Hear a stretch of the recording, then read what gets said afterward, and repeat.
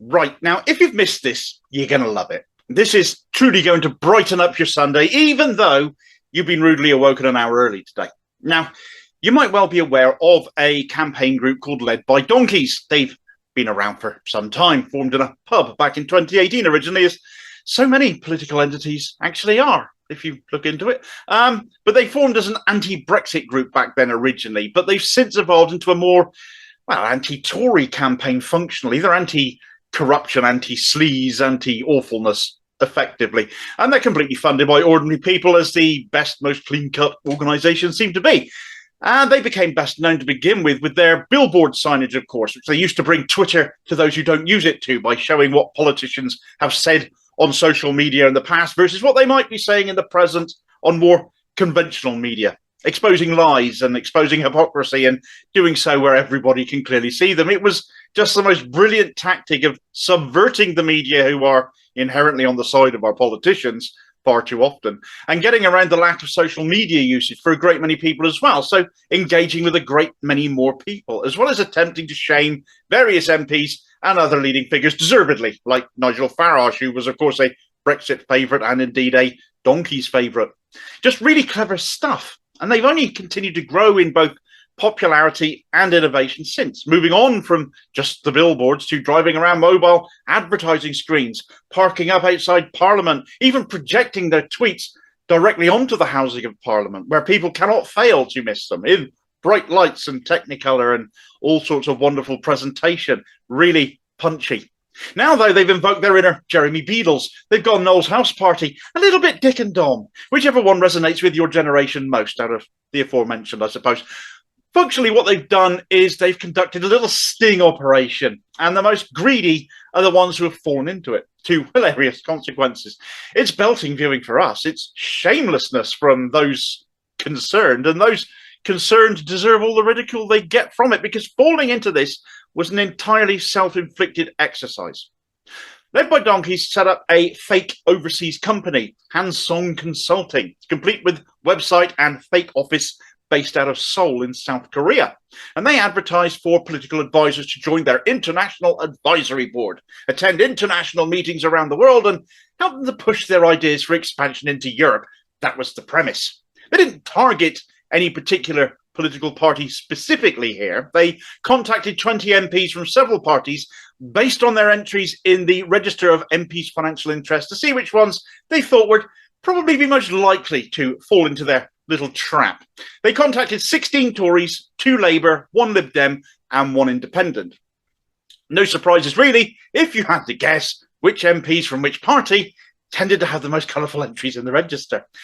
They conducted Zoom calls in relation to this offer with 5 MPs. That's how far they got with 5 of them. But the 2 MPs things went furthest of all with just happened to be Tories, of course, although it is Hancock who, strictly speaking, was the independent led by Donkeys contacted, having lost the party whip over his I'm a Celebrity trip. In fact, if you set that aside, knowing Hancock's political affiliation, his party affiliation anyway, all 5 of these MPs that got this far, that got to the Zoom calls, they were all Tories. But let's focus on the 2 main ones for a minute, which were Matt Hancock and Kwasi Kwarteng. He who went to the jungle, abandoning his job and constituents, losing the party whip in the process to allegedly raise awareness of dyslexia, yet only gave something like 3% of his earnings to a dyslexia charity, and the guy whose budget literally crashed the economy inside a month. Greedy little buggers. The focus was, of course, on exposing their greed. Hancock was asked about the sort of hourly rate he would want to engage with Hanseong Consulting and work with them, and he said around £1,500 an hour, or a daily rate of £10,000. Kwarteng said as an MP he didn't require a king's ransom, but that he wouldn't do anything for less than £10,000 either.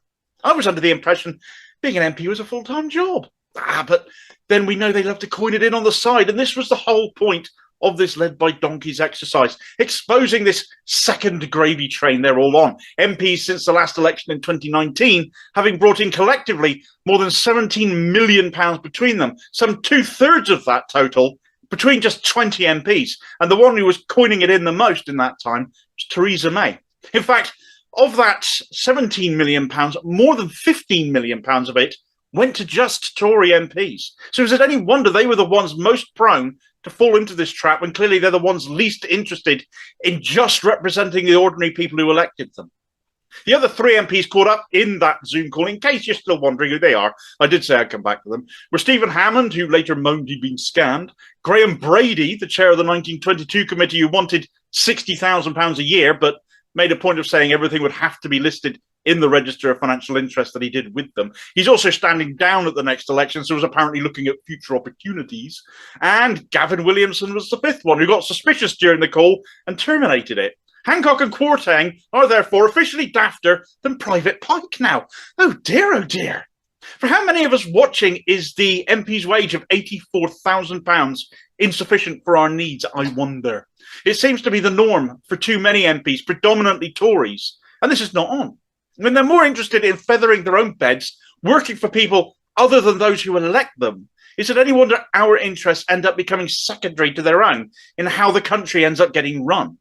Labour have bleated they'd put an end to this now, but when Keir Starmer wanted to go and work for international law firm Mishcon reya whilst he was shadow Brexit secretary back in 2017, Corbyn stopped him.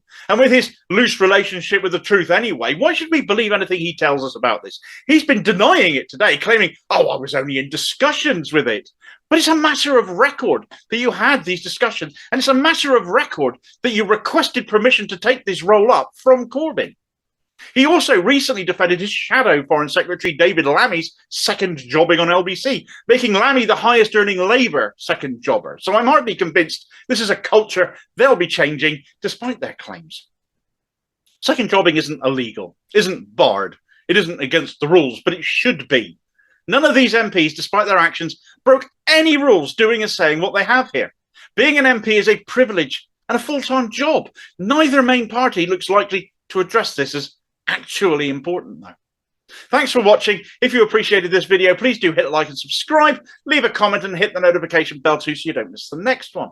Also look out for me on social media and other interesting stuff by clicking on the Linktree link in the comments below, and I will see you next time. Cheers, folks.